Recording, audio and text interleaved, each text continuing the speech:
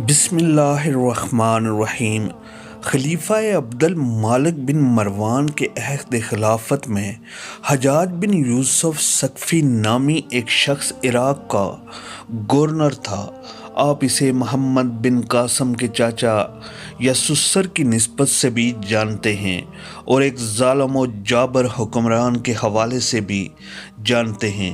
یہی وہ شخص تھا جس نے حضرت عبداللہ بن زبیر رضی اللہ عنہ کو بے دردی سے قتل کرنے کے بعد ان کی لاش کو 3 دن تک سولی پر لٹکائے رکھا، جبکہ اسی جنگ میں حجاج نے خانہ کعبہ پر سنگ باری کی اور عمارت کو نقصان پہنچایا۔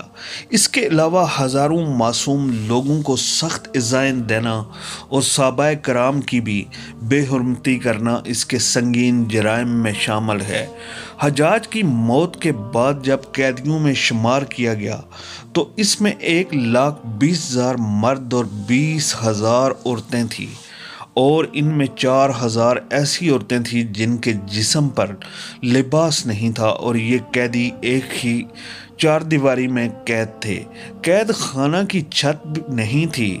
جب کوئی قیدی گرمی سے بچنے کے لیے اپنے ہاتھ سے اپنے چہرے کا سایہ بناتا تو زندان کے سپاہی اس کو پتھر مارتے تھے۔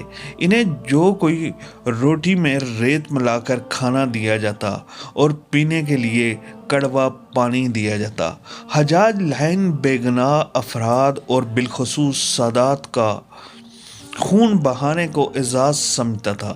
ایک مرتبہ اس ملعون نے روزہ رکھنا چاہا تو نوکروں کو حکم دیا کہ اس کے لیے من پسند سحری اور افطاری کا انتظام کیا جائے، چنانچہ اشارہ فہم نوکروں نے اس کے لیے ایسی روٹیاں تیار کی جنہیں سادات کے خون سے گوندھا گیا تھا۔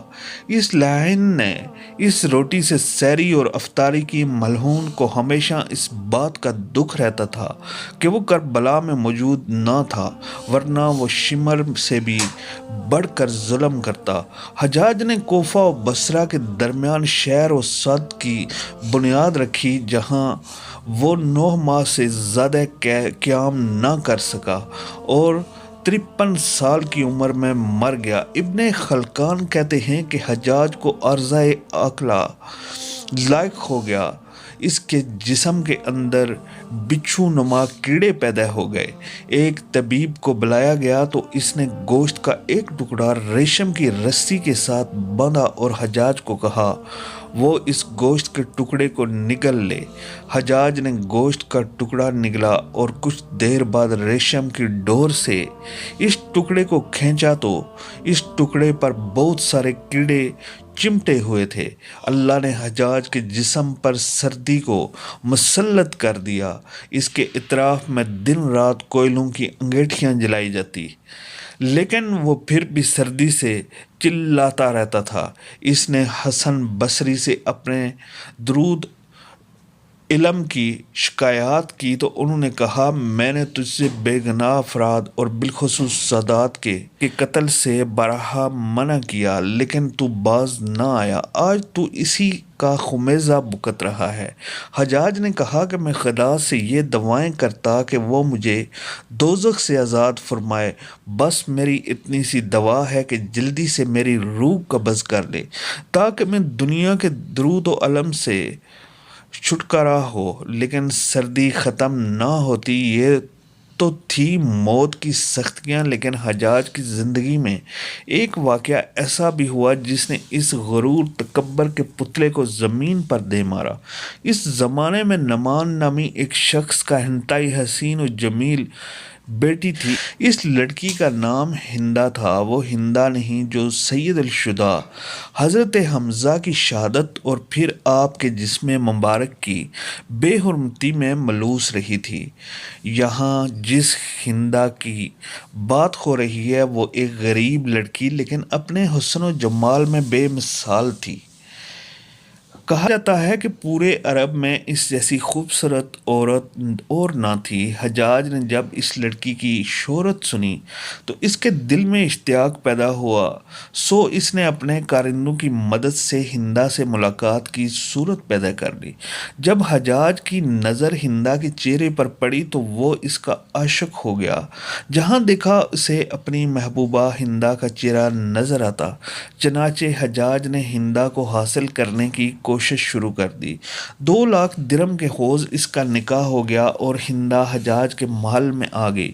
شروعات میں حجاج ہندا پر جان نچھاور کرتا اور ہر طرح سے اس کی آسائش کا خیال رکھتا۔ ہندا کسی دولت مند گھرانے سے نہیں تھی۔ حجاج سے نکاح کرنے کے بعد وہ دولت میں کھیلنے لگی اور اسے ہر طرح کا سکون میسر آ گیا۔ دن گزرتے رہے، رفتہ رفتہ حجاج اس کی محبت پر غالب آ گئی۔ اب وہ ہندا سے بھی اسی طرح پیش آنے لگا جیسے دوسرے لوگوں سے سلوک روا رکھتا۔ اس نے انتہائی ذلت کے ساتھ عبداللہ بن طاہر کے ذریعے 2 لاکھ درہم ہندا کے پاس بھیجے اور کہا بھیجا کہ میں نے تجھے طلاق دی، تیرے مہر کی 2 لاکھ درہم سے بھجوا رہا ہوں، اب یہاں تیرا جی چاہے چلی جا۔ ہندا نامی یہ عورت صرف اپنے حسن و جمال میں ہی لاسانی نہیں تھی، بلکہ اپنی سیرت، فصاحت اور بلاغت اور غیرت اور حمیت کے لحاظ سے بھی بہت اونچی تھی۔ جب اس نے عبداللہ بن طاہر کے زبانی یہ پیغام سنا تو فوراً بول اٹھی، اے قاصد، تیری زبان مبارک ہو، تو نے مجھے بڑی جان فزا خوشخبری سنائی۔